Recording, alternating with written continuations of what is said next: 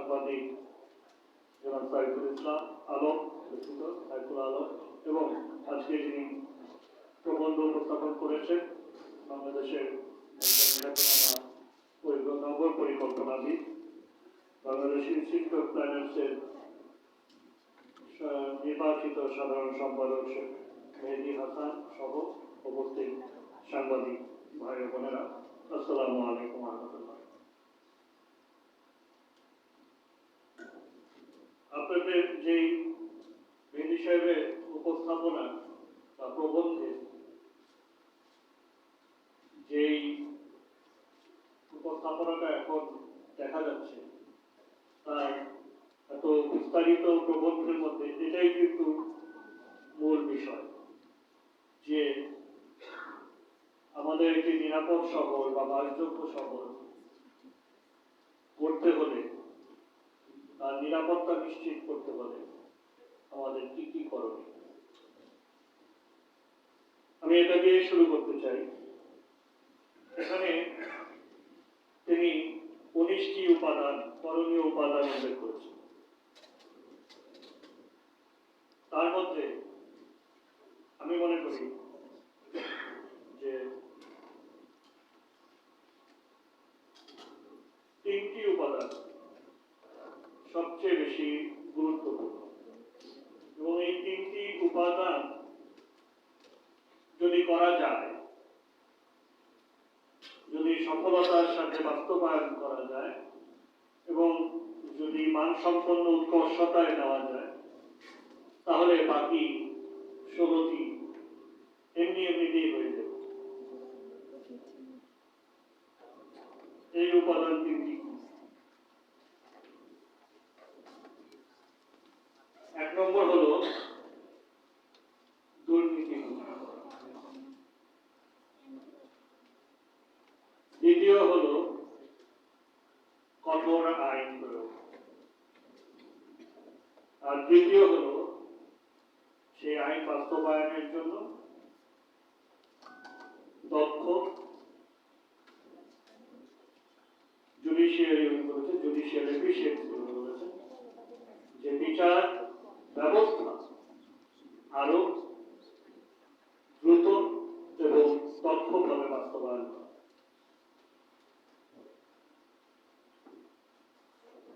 আপনারা সবাই বিজ্ঞ সাংবাদিক, এই 3টি উপাদান যে আমি উল্লেখ করলাম, আপনারা নিশ্চয়ই অনুধাবন করতে পারছেন যে এই 19টার মধ্যে কেন্দ্রবিন্দু এই 3টা।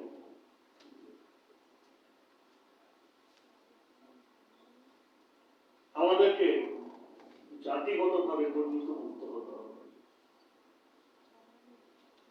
চেতনায় দুর্নীতিমুক্ত হবে।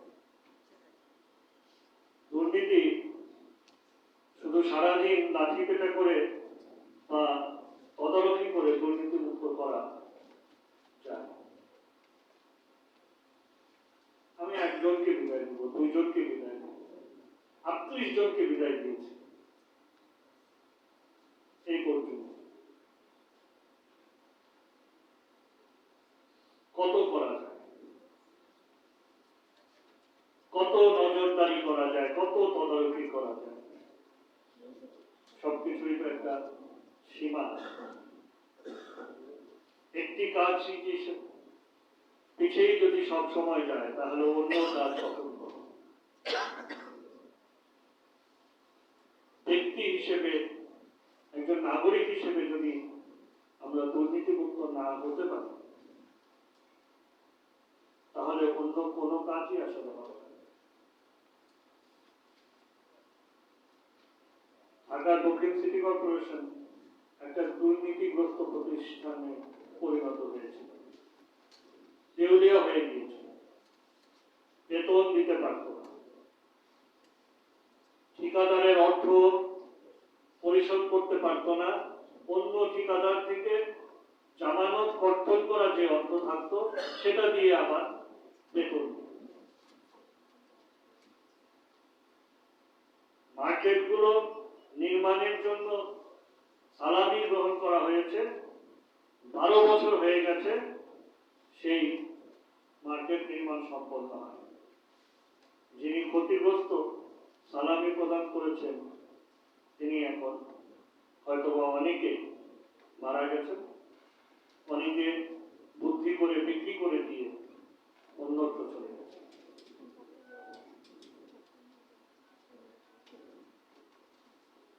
শুধুমাত্র প্রথম দিন থেকে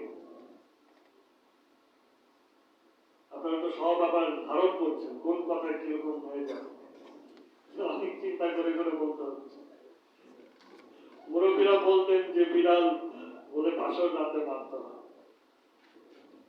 এর জন্য প্রথম দিন থেকে কঠোর হয়ে আমরা সেই সুফল আনতে পেরেছি। কার্যভার গ্রহণ করেছি 16ই মে 2020 করোনা মহামারী মাঝে। 17 তারিখে সকালে এসেই বলেছি ওই দুইটা নথি আনো। আগের প্রথম কাজ হলো ওই সিটি কর্পোরেশনের প্রথম আমার কাজ হবে ওই দুইটা নথি সই করা। ওই দুইজনকে বিদায় দিয়ে দুর্নীতির বিরুদ্ধে চলমান সংগ্রাম শুরু করেছে। ওই নথি সই করে বাকি সকল কর্মকর্তাদেরকে নিয়ে মিলনায়তনে প্রথম সভা, যে কোনো বরদাস্ত করা হবে না, শূন্য সহনশীলতা।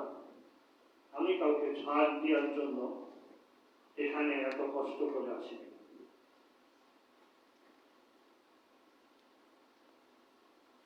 যার ফলশ্রুতিতে করোনা মহামারীর মাঝে ঢাকাবাসীকে যে প্রতিশ্রুতি দিয়েছিলাম যে কোনো কর বৃদ্ধি করা হবে না,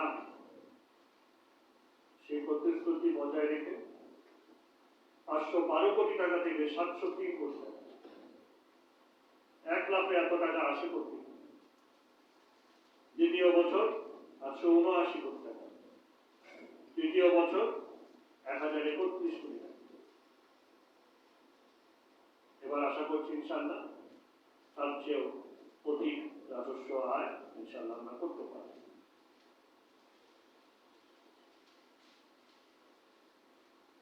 এটা আমার জীবনের একটি শিক্ষা এবং অভিজ্ঞতা যে দুর্নীতি মুক্ত ছাড়া অভিষ্ট লক্ষ্যে পৌঁছানো সম্ভব। দুর্নীতির জন্য আমাদের সামাজিক, যেটা অন্য বক্তারাও বলেছেন, আলোচকবৃন্দ বলেছেন, যে এর জন্য আমাদেরকে চেতনা জাগ্রত করতে হবে, সাংস্কৃতিক চেতনা জাগ্রত করতে হবে, নাগরিক দায়বদ্ধতা, দায়িত্ব, এই বিষয়গুলো আরো পরিষ্কার শিক্ষা দীক্ষা চেতনা জাগ্রত করতে হবে।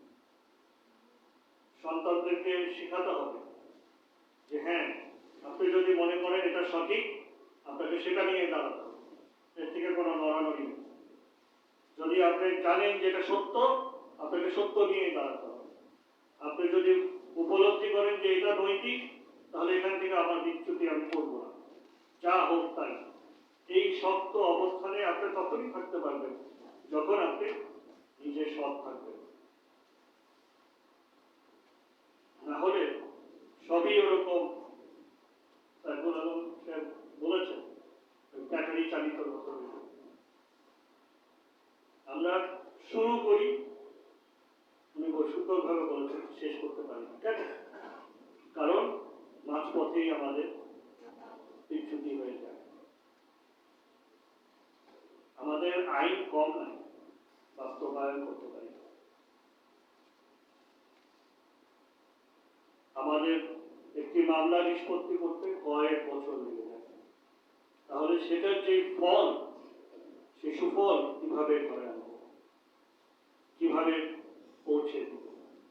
পানি আইনে বলা আছে যে পানির সীমানা, নদী, খাল, সেগুলো অভ্যন্তরীণ, যেগুলো খাল সেগুলো 10 মিটার, যেটা নদীর পারে সেটা 50 মিটার। বাস্তবায়ন নেই।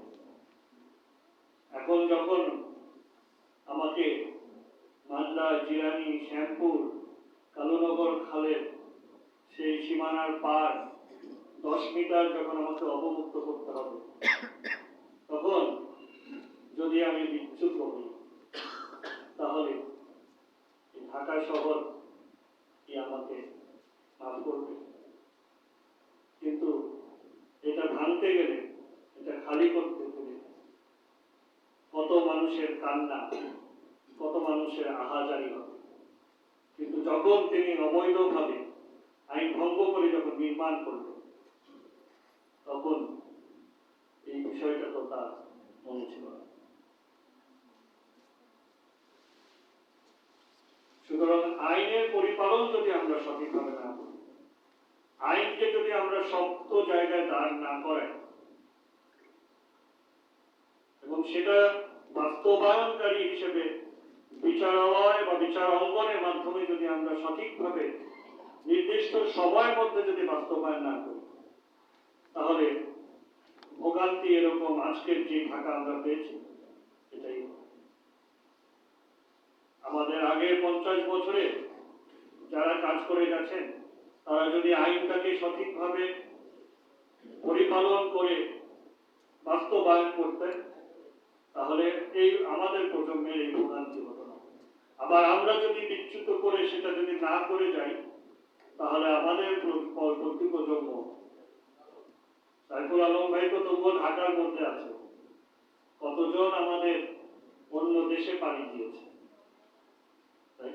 আমাদের আত্মীয় স্বজন, পরিবার পরিজন, ভাই বোনেরাই তো এই দেশ ছেড়ে চলে গেছে।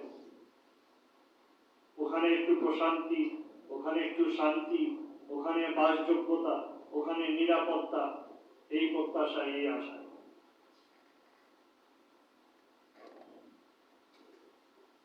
সুতরাং দুর্নীতিমুক্ত সমাজ গড়তে হবে, আইন কঠোরভাবে পরিপালন করতে হবে এবং সেটা পরিপালনের জন্য বিচার অঙ্গনকে, বিচারালয়কে আরো শক্তিশালী করতে হবে এবং সঠিক সময়, অল্প সময়, দ্রুত সময় যেন বিচারটা সম্পন্ন হয় সেটা নিশ্চিত করতে হবে। বেইলি রোডের আগুনে মর্মান্তিক ভাবে নিহত আমাদের পাশেই আছেন, যিনি সেই মর্মান্তিক ঘটনা থেকে আল্লাহর অশেষ রহমতে তিনি মুক্ত হয়েছেন। এই অভিজ্ঞতা, সেই অভিজ্ঞতা বর্ণনা করার মতো। আমরা শুরু করলাম অভিযান, কোথায়? যখনই অভিযান শুরু করলাম, তখনই আবার এটার বিরুদ্ধে প্রচার শুরু হয়ে গেল। প্রথমে মনে হলো সাংবাদিকরা সবাই আমাদের পক্ষে, কিছুদিন পরেই দেখি এক বৃহৎ অংশ আমাদের বিপক্ষে। কি হবে তাহলে এই রেস্তোরাঁ, কি হবে এটা, কি হবে ওইটা? কেন সঠিক পথে থাকি না? রানা প্লাজা ধসের পরে হাজার হাজার গার্মেন্টস বন্ধ হয়ে যায় নাই, তারা ঘুরে দাঁড়ায়নি, তারা আন্তর্জাতিক মানদণ্ড পূরণ করেন নাই। শুধু দেশের না, দেশেরটা তো কিছুই না, আন্তর্জাতিক মানদণ্ড পূরণ করে এখন 100টা লিড প্রতিষ্ঠান বাংলাদেশে লিড সার্টিফাইড। এই গার্মেন্টসের মালিকরাই তো, এই গার্মেন্টস গুলোই তো বিশ্বের সবচেয়ে বেশি লিড সার্টিফাইড কারখানা এখন বাংলাদেশে। এই জায়গায় আমরা আসতে পারতাম যদি সেই রকম কঠোর ব্যবস্থা না নেওয়া হতো? হতো না।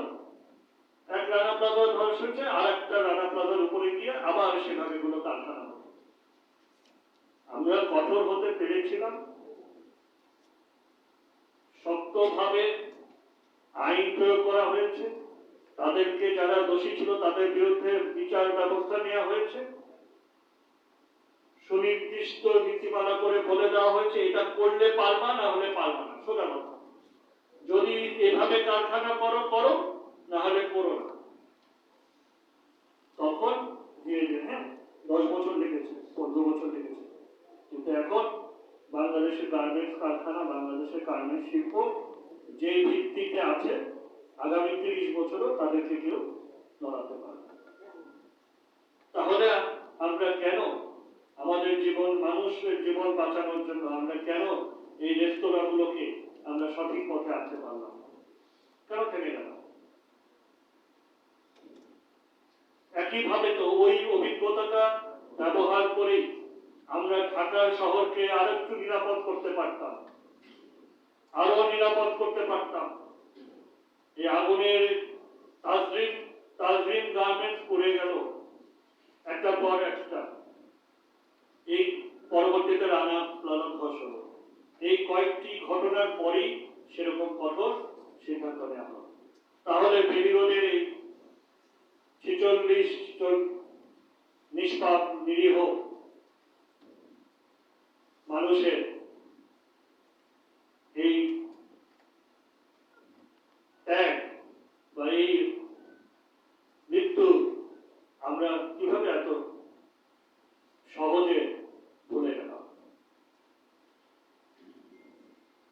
হ্যাঁ, রেস্তোরাঁ কিছু বন্ধ হলো, 1000টা বন্ধ হলো, কারেক্টিভ মেজার দেওয়া হতো, যে আমরা তো বলেছিলাম যে সংশোধনীমূলক, এটা কোনো ইয়ে না, আপনারা সংশোধন করেন, সংশোধন করে আমাদের কাছে আবেদন করেন, আমরা আপনাদেরকে ব্যবসা করতে দিই।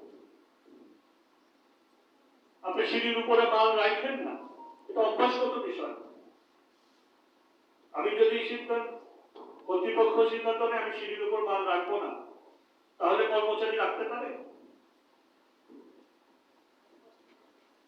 তো এই কারেক্টিভ মেজার গুলো করলে আমরা এখন আত্মবিশ্বাস নিয়ে বলতে পারতাম যে হ্যাঁ, ঢাকা শহর এই রেস্তোরাঁ কেন্দ্রিক এই অগ্নি নির্বাপন ব্যবস্থার কারণে আমরা নিরাপদ। ঢাকা শহরকে আমরা আজকে আরো একটু নিরাপদ শহরে পরিণত করতে পারতাম। আমাদের এই গ্লানি দিতে হতো না যে আমরা এত নিম্ন স্তরে সূচকে রয়েছি। কেন আমরা এই ভুলগুলো কেন করি?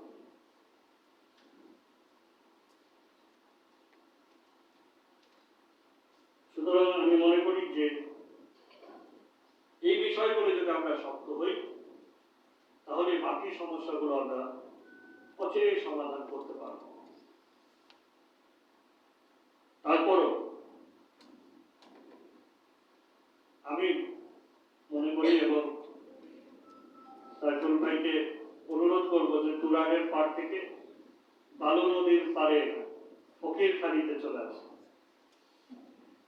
সেখানে আমরা নতুন পরিকল্পনা নিচ্ছি, একটা সুন্দর মনোরম আবাসিক এলাকা হিসেবে সেটা গড়ে তোলার পরিকল্পনা প্রণয়ন চলছে আমাদের মহাপরিকল্পনার আওতায়, এবং আপনি সেখানে সুন্দর মনোরম জায়গা পাবেন, খুবই সবুজ, খুবই নান্দনিক, প্রকৃতির অপার কি বলবো যে ভালোবাসায় সেই জায়গাটাকে এখনো সুন্দরভাবে গড়ে আছে। আপনি সেখানে এখনই জমি টমি কিনে ফেলতে পারেন, খুবই কম দামে জমি পাবেন। তবে আমরা চাচ্ছি যে সেখানে 4 তলার ঊর্ধ্বে বসতি বা ভবন আমরা চাইব না। সেখানে যাতে করে যারা থাকবেন তারা নিজস্ব জমিতেই 4 তলা পর্যন্ত ভবন করে একটু সুন্দর পরিসরে একটু নির্মল আনন্দ উপভোগ করতে পারেন, সেরকম একটি আবাসন এলাকা আমরা চাই, যেটা স্বয়ংসম্পূর্ণ হবে, নিজস্বভাবেই স্বাবলম্বী হবে। সেখানে একটি টাউনশিপ, যেটা বলে যে ইকো স্মার্ট সিটি, আমরা বলছি জলবায়ু সহিষ্ণু বুদ্ধিদীপ্ত স্মার্ট সিটি আমরা করতে চাই, যে আপনি সবকিছু আপনার জীবনযাপন করার জন্য যা নির্মল প্রয়োজন সেগুলো আপনি পাবেন, কিন্তু আপনি যদি ব্যবসা বাণিজ্য কাজে পেশায় আসতে চান তাহলে আপনি নদী পার হয়ে বা মূল শহরের মধ্যে আসবেন। এভাবে আমরা পরিকল্পনা করলাম। নাম কি ফকিরখালী, কিন্তু আসলে কোনো ফকির নেই, ওখানে সব জমিদার নেই, তাদের নিজস্ব জমি। আরেকটি বিষয় এসেছে গ্যান্ডারিয়া। গ্যান্ডারিয়া এখন ভাই অবগতির জন্য আবার বলি যে আমরা দুধখোলা আন্তর্জাতিক ফুটবল খেলার মাঠ উন্মুক্ত করে দেওয়ার পরে ওই এলাকার জীবন মান ব্যাপক পরিবর্তন হয়েছে, উন্নতি হয়েছে। আমার দেখে খুবই ভালো লাগে। এখন মাঝখানে আমার প্রথম 3 বছর খুবই আমি কষ্ট পেতাম যে মাঠগুলোতে দেখতাম ছেলেমেয়েরা খেলে না, কিন্তু ইদানিং কালে যে খোলা করে দেওয়ার পরে সারাদিন রাত সেখানে কোলাহল থাকে, ছেলেমেয়েরা খেলে ঘুরে, সেই এলাকার জনগণ সেখানে, এলাকাবাসী সেখানে নির্মল আনন্দ নিতে আসে, খুবই ভালো লাগে।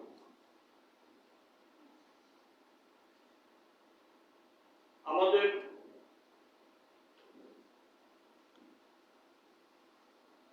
মূল যে আসলে সমস্যা সেটা হলো যে মেনি সাহেব একজন নগর পরিকল্পনাবিদ, পরিকল্পনা কিন্তু করা হয় যে বর্তমান যে অবস্থান তথ্য সেগুলো।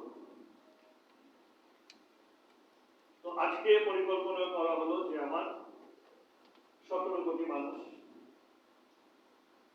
আমার ঢাকায় 1 কোটির উপরে মানুষ, যদি ধরি যারা ঢাকায় আসেন, ব্যবসা বাণিজ্য করেন, কর্ম করেন, তারপরে আবার চলে যান, 1 কোটি টাকা, 1 কোটি মতো মানুষ রাতে অবস্থান করেন, বাকিরা আসেন এবং চলে যান। তো মানে 10 মিলিয়ন পিপল, 10 মিলিয়ন পিপলের ঊর্ধ্বে হলে মেগা সিটি করা হয়।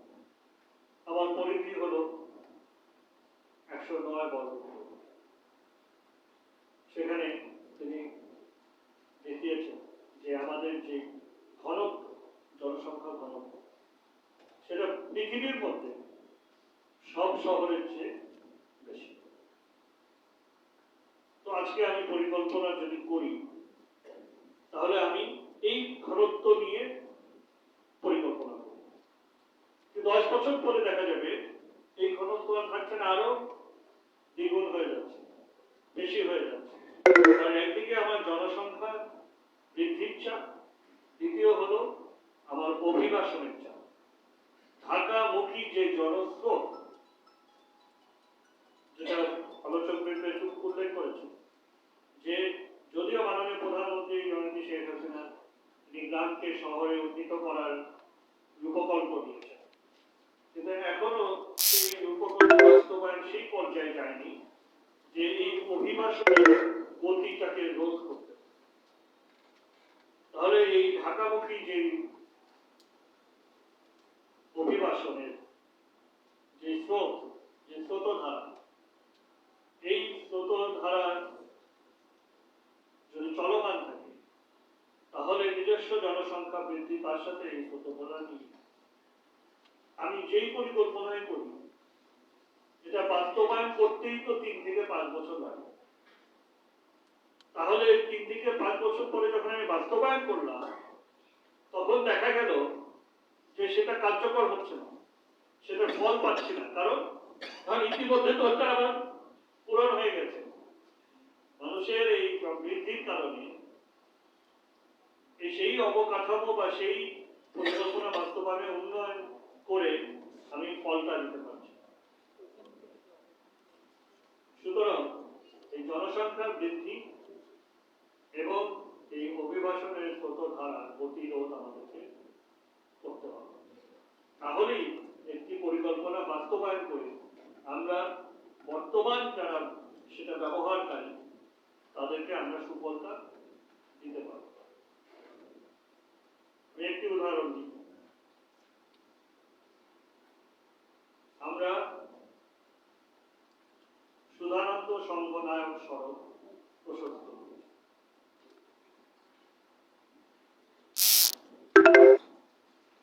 সেই সড়কটাকে 20 ফিট আমরা যে পরিকল্পনা নিয়েছি যে একটি গাড়ি,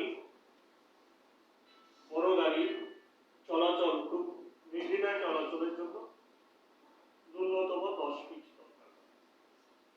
তাহলে একটি সারি 10 ফিট, তাহলে দুটো গাড়ি যেন চলাচল নির্দ্বিধায় করতে পারে, নির্বিঘ্নে করতে পারে, বড় গাড়ি মানে বাস ধরেন বা পণ্যবাহী যানবাহন, তাহলে 20 ফিট। এই দুই সারি সড়ক এবং পাশে 5 ফিট 5 ফিট হাঁটা। আমরা এখন যেই সড়কই সংস্কার করছি, যেই নতুন রাস্তায় করছি বা যেই সড়কই প্রশস্ত করছি, হাঁটার পথ থাকতেই হবে। আমি যখন দায়িত্ব নিয়েছি, জরিপে বলা হয়েছে যে ঢাকা শহরে মাত্র হাঁটার পথ 40।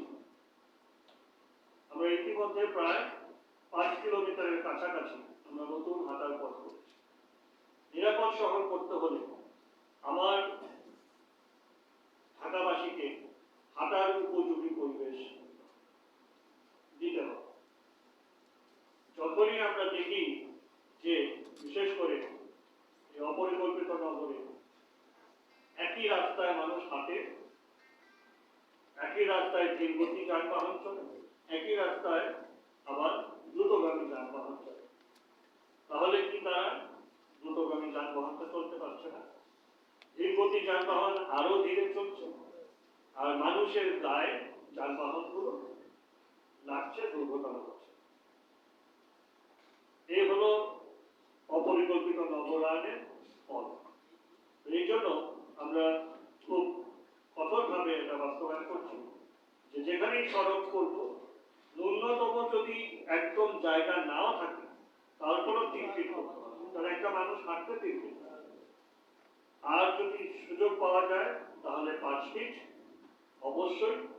কারণ প্রথম 2 ফিট আমার লাগে আমাদের বাতির খুঁটি লাগাতে অথবা কোনো টেলিফোন লাইন লাগাতে, এরকম জায়গার জন্য 2 ফিট আমরা করি।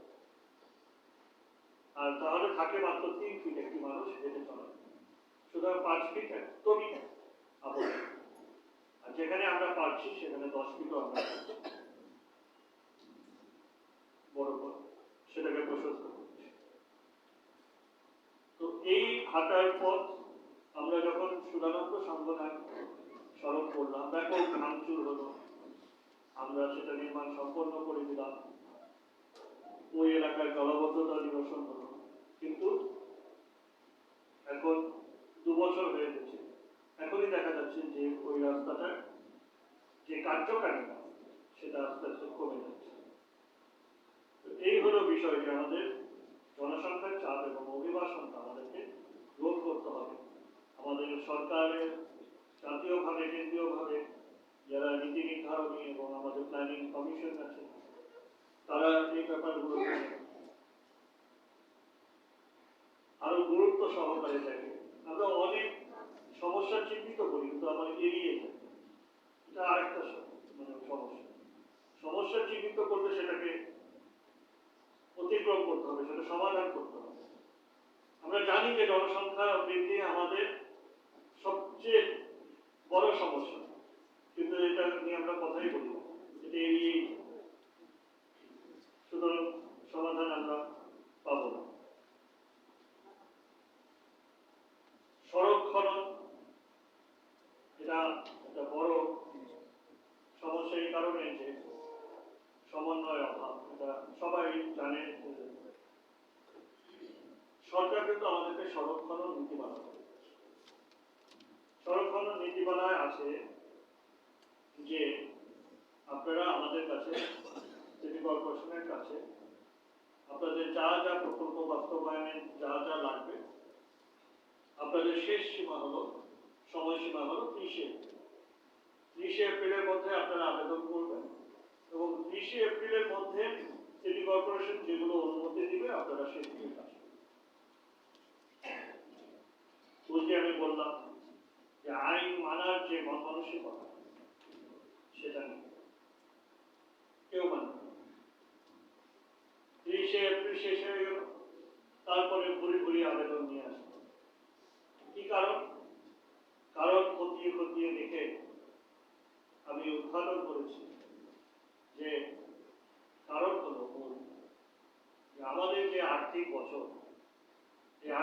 বছরে প্রথম প্রান্তিকে এই সকল সংস্থা কর্তৃপক্ষ তাদের প্রকল্প বাস্তবায়ন তেমন কোনো অর্থ পায় না।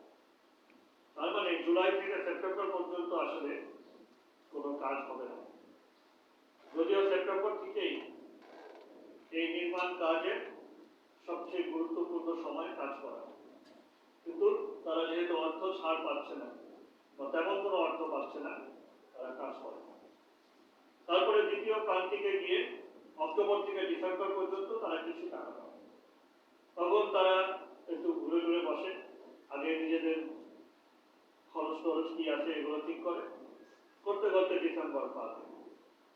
তৃতীয় প্রান্তিকে গিয়ে তারা দরপত্র এগুলো সব করবে, মার্চ পর্যন্ত পারবে।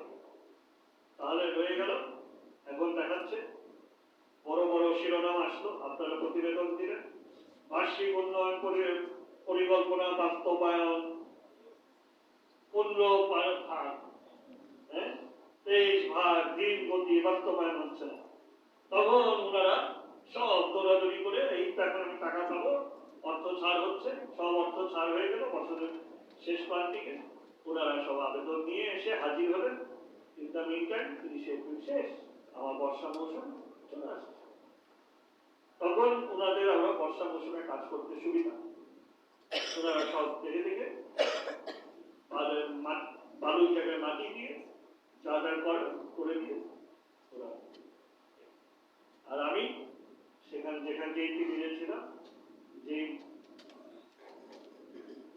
কথা বলার সেই কথাই রয়ে গেল, কাজের কাজ কিছু। এভাবেই চলছে চলছে চলছে। আমরা যদি বেশি কঠোর হই, এমনও আমাদেরকে হুমকি দেওয়া হয়, তাহলে আপনাদের দরকার নেই, সিটি কর্পোরেশনের কাছে অনুমতি নেওয়া দরকার নেই, আমরাই আবার রাস্তা সব করে দেব। তার মানে উনি খনন করবেন, ওই যে কথা বলা হয়েছে যে 3 মাসের জায়গায় 6 মাসের জায়গায় সেটা 12 বছরেও সেটা সংস্কার হবে, আর তাদের আর কোনো দায়বদ্ধতা থাকবে না। কারণ অর্থ তো দিচ্ছে সরকার, তার তো এখানে কোনো বাধা বাধা নেই। আর জনগণের গালি খাওয়ার জন্য তো আমরা আছি। ভোগান্তির শিকারে যখন এই খননকৃত রাস্তায় পড়ে কেউ পা ভাঙলো, কেউ ক্ষতিগ্রস্ত হলো, তখন গালিটা ওই যে কাউন্সিলর সাহেব বসে আছেন 33 নম্বর ওয়ার্ডে, ওনাকে পেলে হবে, আর আমি তো আছি, মেয়র তো আছি। তো এই জন্যই আমরা এখান থেকে বেরোতে পারছি না। তবে আমরা এবার আরো কঠোর করছি। আমরা 30 এপ্রিলের পরে সকল আবেদন নেওয়া বন্ধ করে দিয়েছি। আমরা আগে যে পর্যন্ত খনন হয়েছে ঢাকা শহরে, এখন গলি আরএফএল এবং এখন আবার জিপিডিসি কেটে কয়লা, আমরা আগে যেটুকু খনন হয়েছে এটা ডিসেম্বর পর্যন্ত আমরা এটা সংস্কার করব, মেরামত করব। আমরা আমাদের অর্থায়নে সকল দরপত্র সম্পন্ন করছি। এবার আমরা ডিসেম্বর পর্যন্ত আগে পূর্বের গুলো সব সংস্কার করার পরে তারপর যদি মনে হয় তারপরে আমরা তাদেরকে অনুমতি দিব। এতে তাদের প্রকল্প বাস্তবায়ন হোক আর না হোক, প্রকল্প তারা এফেক্টিভ প্রকল্প 12 বছরে দেখা গেছে মেয়াদ বৃদ্ধি করেছে, সুতরাং আপনারা মেয়াদ বৃদ্ধি করে নেন, আমাদের কিছু যায় আসে না। আমরা ঢাকাবাসীকে সুফল দিতে চাই, আর ভোগান্তি হয়রানি দিতে চাই না। আমরা এই ব্যাপারে এখন আরো কঠোর থাকবো। অনেক চাপ আসবে, কিন্তু ইনশাল্লাহ আমরা এই কঠোর থেকে এটা আমরা একটা পরিত্রাণ চাই। এভাবে হতে পারে, দরকার হলে তাদের এই আর্থিক বিষয়টা এটা নির্ধারণ করতে হবে, সরকারকে উচ্চ মহলে সিদ্ধান্ত নিতে হবে যে দরকার হলে তাদেরকে প্রথম প্রাণ থেকেই সব টাকা দিয়ে দেবে। সেটা সরকার নীতি নির্ধারণীরা তারা সিদ্ধান্ত নেবে, কিন্তু আমরা এখন আরো কঠোর হওয়ার পরিকল্পনা নিয়েছি এবং ইনশাআল্লাহ ট্রেন থেকে আমরা সরব।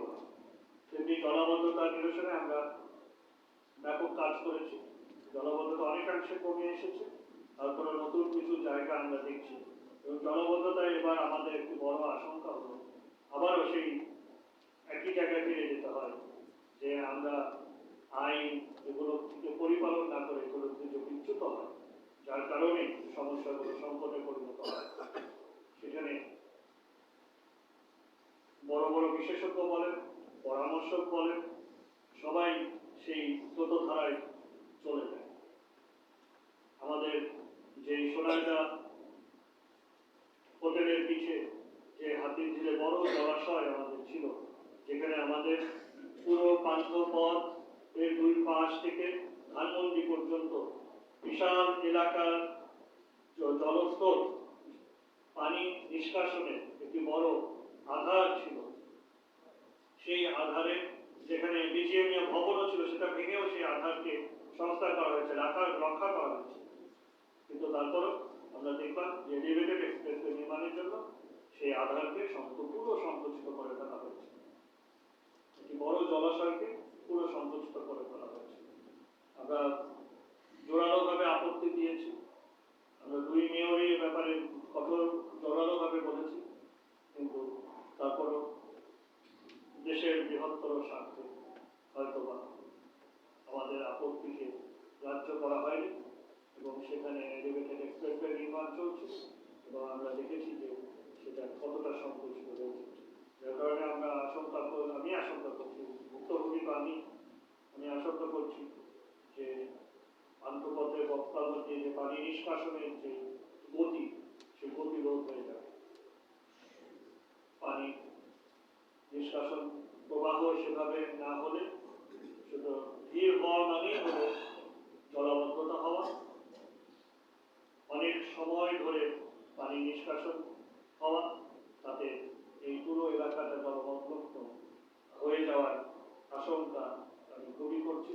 যেমন রিং রোড, রাসেল স্কোয়ার, 27 নম্বরের জলাবদ্ধতা আমরা নিরসন করেছিলাম, এই পানিটাও এদিক থেকে যায়।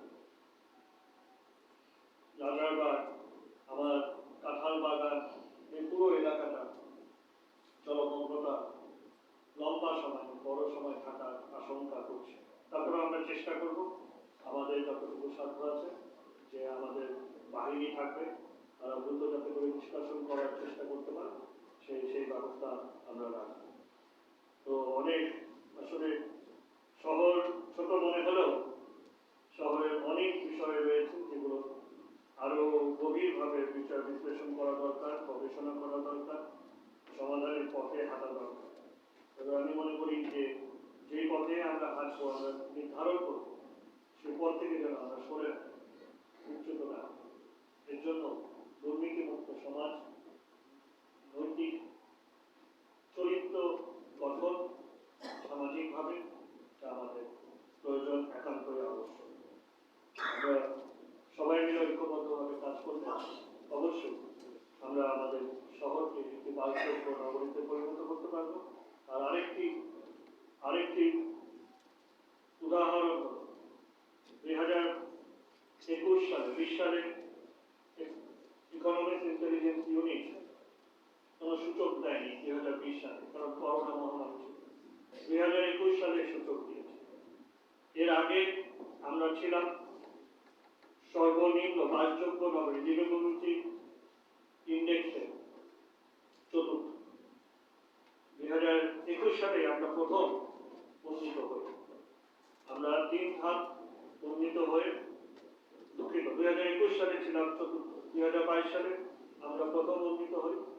আমরা উন্নীত হই সর্বনিম্ন চতুর্থ থেকে 3 ধাপ উঠে আমরা সপ্তমে আছি এবং আমাদের 2021 সালে যে নম্বর আমরা পেয়েছিলাম সেটা ছিল 33। 2022 সালে আমরা সেটা আসি 39, 6 নম্বর আমরা বৃদ্ধি করি। 2023 সালে তারা তাদের বিশ্লেষণের কিছু পরিবর্তন করেছে, যার ফলশ্রুতিতে আমাদের সূচকে আমাদের অবস্থান একই জায়গায় রয়েছে, সপ্তম, কিন্তু আমাদের নম্বর বৃদ্ধি পেয়েছে। আমাদের এখন নম্বর হলো 49। 49 হয়েও আমরা সপ্তমে আছি, হারারের সাথে, জিম্বাবুয়ের হারারের সাথে। আমরা মনে করি যে এই সূচকের পরিবর্তন আসবে, কারণ আমরা অনেকগুলো কাজ করেছি এবং তাদের সাথে যদিও সরাসরি কোনো তথ্য দেওয়া যায় না তাদেরকে, তারা বিভিন্ন মাধ্যম থেকে তথ্য নিয়ে থাকে, তারপরে আমরা মনে করি যে আমরা বহির্বিশ্বে যে অনেকগুলো সংগঠনের সাথে আমরা সম্পৃক্ত হয়েছি, বিশেষ করে জাতিসংঘের ইউএন হ্যাবিটেটের সাথে আমরা সম্পৃক্ত হয়েছি, যেখানে আমরা সিলভার সার্টিফিকেশন নিয়েছি এবং সাস্টেইনেবল ডেভেলপমেন্ট গোলের শহরকে কিভাবে এসডিজি পর্যায়ে নেওয়া যায় সেই কার্যক্রমে আমরা সম্পৃক্ত হয়েছি, সংযুক্ত হয়েছি। আমরা পরবর্তীতে গোল্ড সার্টিফিকেশনে যাওয়ার যে যাত্রাপথ রোড ম্যাপ সেটা নির্ধারণ করেছি এবং বাস্তবায়নে আমরা ওয়ার্ক প্ল্যান এবং অ্যাকশন প্ল্যান করার পরিকল্পনা নিয়েছি। এই কার্যক্রমগুলোর প্রতিফলন আসা শুরু হবে এবং আমরা আশাবাদী যে আদি বুড়িগঙ্গাকে আমরা পূর্ণকরণ করেছি, নদীর অববাহিকা ফিরিয়ে নিয়েছি, খালগুলো আমরা সংস্কার শুরু করেছি, আমাদের ওসমানী উদ্যান ইনশাআল্লাহ জুলাই মাসে আমরা করে দিতে পারবো, আমাদের পান্থপুঞ্জ উদ্যান আমরা উদ্যান রক্ষা করেছি, এলিভেটেড এক্সপ্রেসওয়ে থেকে তারা পুরোটা নিয়ে যেতে চেয়েছিল, আমরা সেটা রক্ষা করে সেটার কাজ শুরু করেছি, ইনশাআল্লাহ সেটাও জুলাই মাসে আমরা উদ্বোধন করতে পারবো। আগামী 25শে মে শনিবার মাননীয় প্রধানমন্ত্রী জননেত্রী শেখ হাসিনা ঢাকা দক্ষিণ সিটি কর্পোরেশনের প্রকল্প ভিত্তিপ্রস্তর স্থাপনের জন্য আসছেন। বঙ্গবাজার মার্কেটের যে পুড়ে গিয়েছিল ক্ষতিগ্রস্ত সেই জমিতেই আমরা সেই অনুষ্ঠান করবো। আপনাদের সবাইকে আমন্ত্রণ জানাচ্ছি। তার সাথে সাথে আমরা আমাদের জাতীয় যে শিশু পার্ক, যেটা আমরা হোসেন শহীদ সোহরাওয়ার্দী শিশু পার্ক, সেটার কাজ তিনি ভিত্তিপ্রস্তর করবেন, সেই প্রকল্প তিনি পাশ করে দিয়েছেন। আমাদের ধানমন্ডি লেকে আমরা যেমনি রবীন্দ্র সরোবর করেছি, তার সাথে সাথে আমরা নজরুল সরোবর করার পরিকল্পনা নিয়েছি, সেটাও তিনি ভিত্তিপ্রস্তর করবেন। সাইফুল সাহেব যেটা বলছিলেন যে সাংস্কৃতিক জাগরণের কোনো জায়গা নেই, আমরা সেই নজরুল সরোবর করছি সেই সাংস্কৃতিক জাগরণের জন্য। এবং ইনার সার্কুলার রিং রোড, যেটা বেড়িবাঁধের মূল সড়ক, যেটা অধ্যাপক জামিলুর রেজা চৌধুরী নেতৃত্বে বিশেষজ্ঞ দল যে transport plan, revise strategic transport plan আমাদের জন্য শহরের জন্য করে দিয়েছিলেন, যেটা পূর্ণ বাস্তবায়ন হলে ঢাকা শহরের যানজট আরো এখন কমে যেত। যেই পরিকল্পনার আওতায় এমআরটি করা হয়েছে, সেই ইনার সার্কুলার রিং রোডও মাননীয় প্রধানমন্ত্রী ভিত্তিপ্রস্তর দিবেন। আমরা শুরু করবো কাজ প্রথম পর্যায়ে রায়বাজার সুইচ গেট থেকে লোহারপুর সেতু পর্যন্ত এই 4টি প্রকল্প তিনি ভিত্তিপ্রস্তর দিবেন। এই বিষয়গুলো যখন দৃশ্যমান হওয়া শুরু করবে, ঢাকার সূচক অবশ্যই অনেক বৃদ্ধি পাবে, যানজট নিরসন হবে, জীবনমান উন্নত হবে, আমরা আরো বেশি করে সবুজ ঢাকা পাবো, আমরা সুন্দর ঢাকা পাবো, আমরা গণপরিসর পাবো। সুতরাং এর প্রতিফলন এবং সাংস্কৃতিক বলয় ঐতিহ্যের আমরা ঢাকা ফটক আমরা উদ্বোধন করেছি, আমাদের লালকুঠির কাজ প্রায় শেষ পর্যায়ে। সুতরাং ঐতিহ্যের যে সংরক্ষণের যে আগের সংরক্ষণ তো হতোই না, সেই জায়গায় আমরা সংরক্ষণের যে কার্যক্রম নিয়েছি এতেও আমাদের ইনশাআল্লাহ একটা প্রতিফলন আসবে এবং ঢাকা বাসযোগ্যতার দিকে আরো উন্নত বাসযোগ্য শহরে পরিণত হবে। সুতরাং আমরা আশাবাদী যে এইগুলো আমরা ঢাকাবাসীকে এই সুফল ইনশাআল্লাহ আমরা অচিরেই আমরা এই সুফলগুলো দিতে পারবো, যার মাধ্যমে আমরা একটি বাসযোগ্য ঢাকাবাসীকে উপহার দিতে পারবো। সবাইকে ধন্যবাদ। জয় বাংলা, জয় বাংলা। ধন্যবাদ মাননীয় মেয়র। আমরা এই পর্যায়ে best urban reporting award 2024 reporting অনুষ্ঠানে চলে যাব।